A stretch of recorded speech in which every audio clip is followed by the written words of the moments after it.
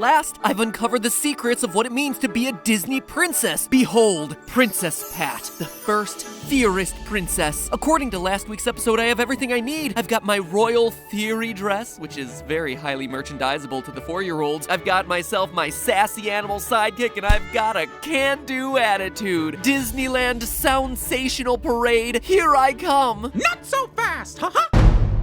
I told you once and I'll tell you again, you'll never be a Disney princess! What do you mean, Mouse? I did everything you said. I call the shots around here, pal, and you'll never make it into my exclusive princess room! Wait, the random room labeled princesses in the trailer for Wreck-It Ralph 2? Yeah, eat it! But that's so arbitrary. Why does being in a room in a completely separate movie qualify you as a princess? You'll never know because you'll never make the cut! Watch as all those dreams of being a pretty princess wither and die, and I suck on those sweet, salty tears! You're insane! Insanely wealthy, you mean? Mouse, you're no mouse at all. I know what you are now. You're just a rat. Just a dirty, dirty rat!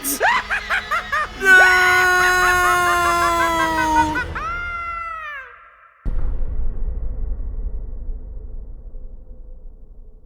Hello, Internet! Welcome to Film Theory, the show that continues to be a royal pain to the Disney canon by uncovering the double standards in princess selection. Now, if you haven't seen the first part of this series, click here to make sure that you're all caught up as we set off on a quest to determine what makes a princess truly a Disney princess. Last time we concluded that you don't need to be heroic, chosen by fate, you don't need to be able to sing, heck, you don't even need to be a princess. In Disney's eyes, being a princess is all about what you're wearing, the dress, i.e. anything that can be sold at the Bibbidi Bobbidi Boutique in Disneyland. Oh, and you also need an animal sidekick. And that's it! That's all there is to it, with an automatic disqualification if you might be mistaken as a prostitute. But after figuring all of that out, we still have to come back to why I started doing these episodes in the first place, to figure out whether Vanellope Von Schweetz from Wreck-It Ralph would qualify as Disney's newest princess, or, at the very least, whether she deserves to be in the Disney princess room that's shown in Wreck-It Ralph 2's trailer. You see, last time we looked at what has historically qualified a character as a Disney princess, but the princess room in the trailer appears to be an updated Disney princess roster, one that's more open and more inclusive. Or not, but there's only one way to find out. So let's get ourselves into the throne room where it happened to find out for ourselves what qualifies you as a Disney princess in the world of Wreck-It Ralph 2, and whether Vanellope might be the newest addition to the Disney princess lineup. So first, who are the Disney princesses of Wreck-It Ralph 2? Well, looking at the trailers, we can identify Jasmine, Snow White, Cinderella, Pocahontas, Vanellope, Elsa and Anna, Moana, Belle, Rapunzel, Merida, Ariel, Aurora, Tiana, and Mulan. Interestingly enough, this doesn't line up with the official list of Disney princesses that we covered last time. Anna, Elsa, and Moana have all gotten upgraded for this particular movie. But even with this expanded roster, there are a few notable snubs, from Hercules' Meg and Hunchback's Esmeralda, to Princess Eilonwy from Black Cauldron and Kida from Atlantis the Lost Empire. So just like last time, we have to deduce what separates the princesses inside the room from those outside the room to backdoor our way into the requirements for getting in, which will in turn allow us to determine if Vanellope truly meets all the criteria. Now, the fact that Mulan's in the room already eliminates the requirement of being an actual princess, i.e. the daughter of a monarch or the wife of a prince. As we covered last time, Mulan, for as cool as she is, never actually assumes princess status. Even still, it's worth mentioning that Vanellope is a princess in her own game. It is literally written into her code. So even if this was a requirement, well, she would definitely qualify on that front. Once inside the room, the princesses toss out a few lines that are less qualifications for princess status and more tongue-in-cheek jokes at Disney's expense. Kidnapped or enslaved? No,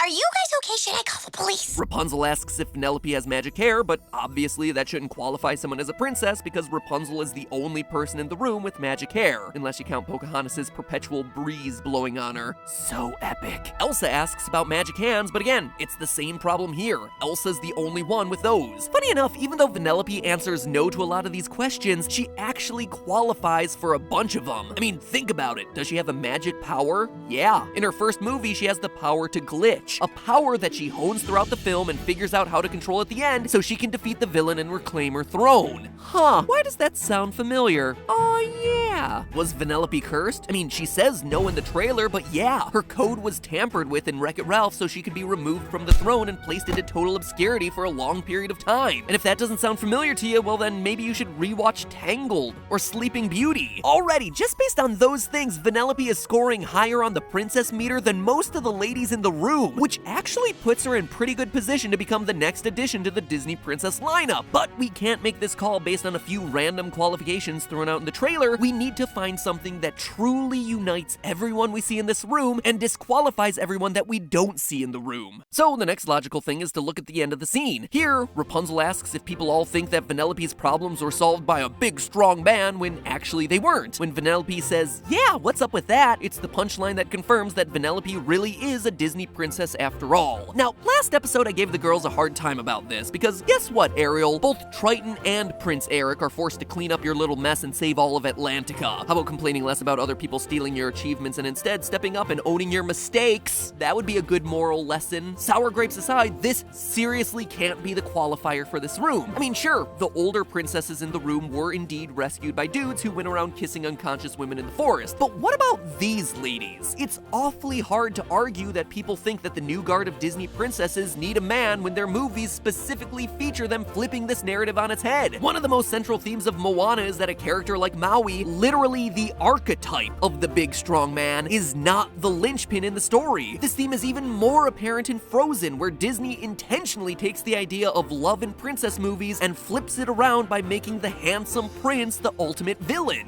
Love doesn't have to be romantic love. In fact, the strongest love is with your sister. It's actually a really nice message. Real talk, I know we got super sick of Frozen there for a while because it was so overexposed everywhere, but seriously, if we all take a moment to take off our jaded glasses, it's a really good movie with some really good music, and honestly, it was really ballsy for Disney to do. So all that being said, is this room arbitrary? Is it just Disney giving up and randomly including some new popular princesses to keep everyone from complaining?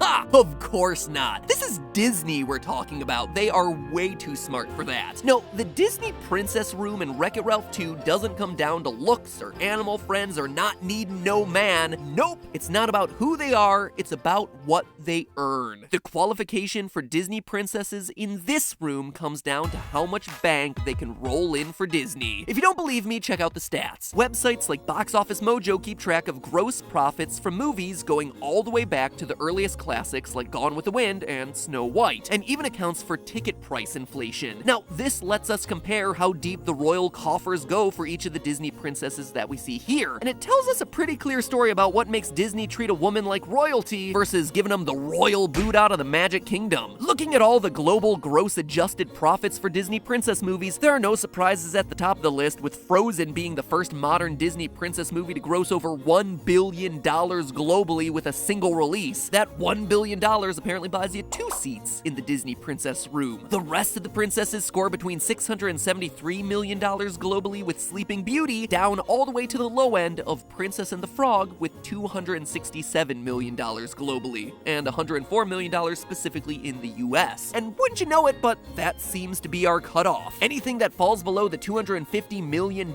range for worldwide gross profits, or under $100 million in US profits, no longer makes the cutoff for entry into this room. It's the one thing that reliably separates the snubs from this room. Hercules, it only made $99 million in the US, so afraid Meg isn't getting past the bouncer. Hunchback, also in the low $100 million range domestically, and again, Esmeralda, kinda treated like a prostitute. Black Cauldron and Atlantis, both Disney movies featuring empowered female princesses, fall even further below the cutoff, so nope, they don't stand a chance. Remember, the Disney Princess merchandise brand makes over $1.5 billion every single year. So if these gals can't push ticket sales to their movies, then you know they're not worthy to sip lattes with the rest of the gals and, you know, sell dresses, tiaras, and dolls off the shelves. As an aside, I gotta point this out. Each princess wearing her signature pajamas at that slumber party is obviously the most blatant commercial for Disney apparel that I have ever seen. But then again, we on the internet apparently don't care. By the way, Theorist merch is still on sale. Go get yourself a t-shirt. They're great. They're comfortable. You're gonna look amazing. So there you have it. You, women of Disney, are only worth what you're able to earn. That's gotta be worse than the messaging last episode. I mean, think about it. Disney is clearly pandering to your strong female pride in this trailer, but for all the woo girl power that's present here, they're not practicing what they preach. The girls in this room aren't here because of their heroism, they're here because of money, Disney's bottom line. If inclusion in the princess room was truly about strong women who don't need no man, well then you would see less financially viable characters here. But they're not. They are kept outside of Disney's huge shiny blockbusters, swept under the rug alongside Dumbo's Jim Crows so that you'll forget about them,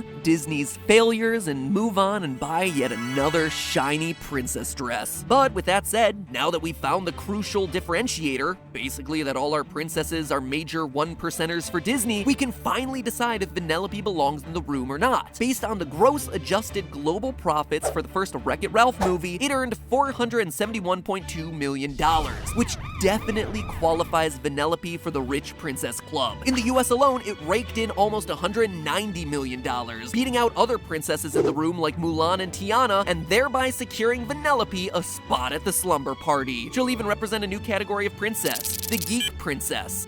Actually, no, because Princess Leia would also qualify for the room, and she would probably be the Geek Princess. Maybe the Star Princess. Oh, she has no animal sidekick. Leia would be in this room, but as an official Disney princess, based on the qualifications last time, she wouldn't be. Anyway, Vanellope at the very least would be like the gamer princess. So there you have it. Based on the qualifications required to get into the princess room, Vanellope does indeed qualify as a Disney princess. And as long as Wreck-It Ralph 2 performs at the box office, she shouldn't get the boot, right? Well, had it been a month ago, I would have said yes. However, there might be one more wrinkle to this that puts Vanellope's place in the Princess Hall of Fame in jeopardy. It has to do with Disney's latest actions, not towards their princesses, but towards their employees. You see, in a recent controversy, Disney chose to fire the director of the Guardians of the Galaxy movies, James Gunn, over a series of vulgar and inappropriate tweets that he made between 2009 and 2011. And having read those tweets, let me make it clear, they're really bad, especially as they relate to women and kids, which, if you're Disney, you're gonna be kinda sensitive about. I'm not gonna put them here out of fear of the kids who watch a video about Wreck-It Ralph and Disney princesses, but I am gonna put the link in the description so that you can read them and judge for yourselves, which you should do in any sort of circumstance like this. Read the information for yourself and make your own call. A lot of stuff gets mixed up with misinformation. Anyway, even though James Gunn deleted the tweets and apologized for them multiple times in the intervening years, Disney stated that, quote, "The offensive attitudes and statements discovered on James's Twitter feed are indefensible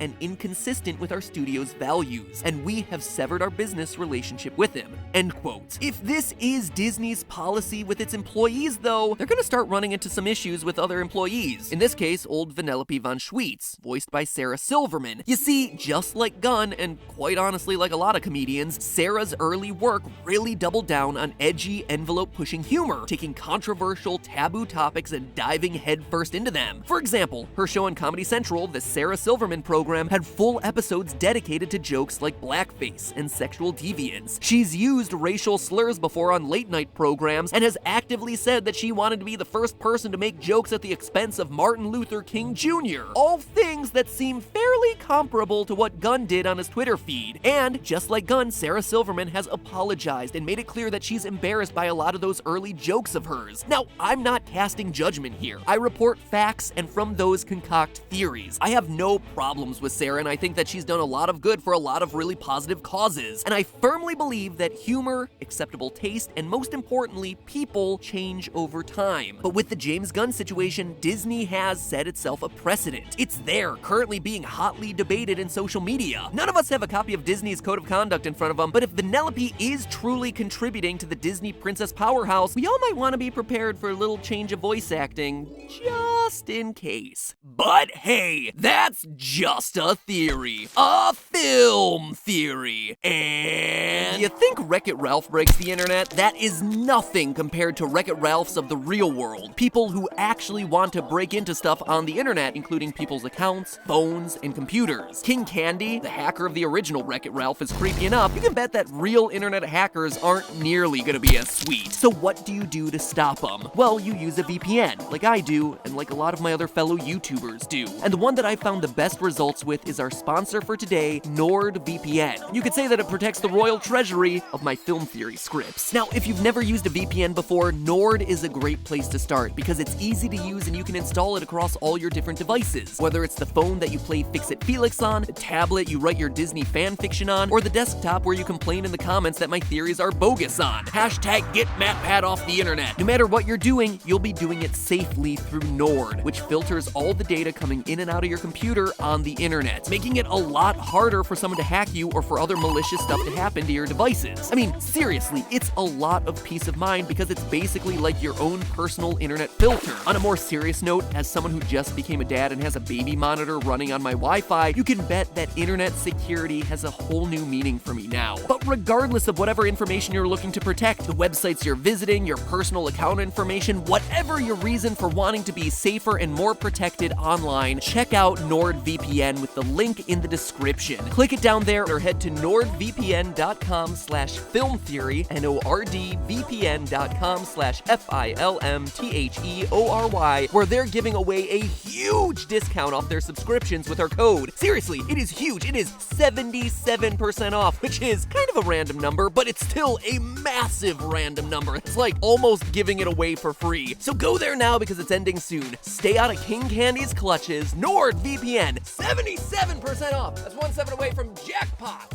Although this is already a jackpot deal.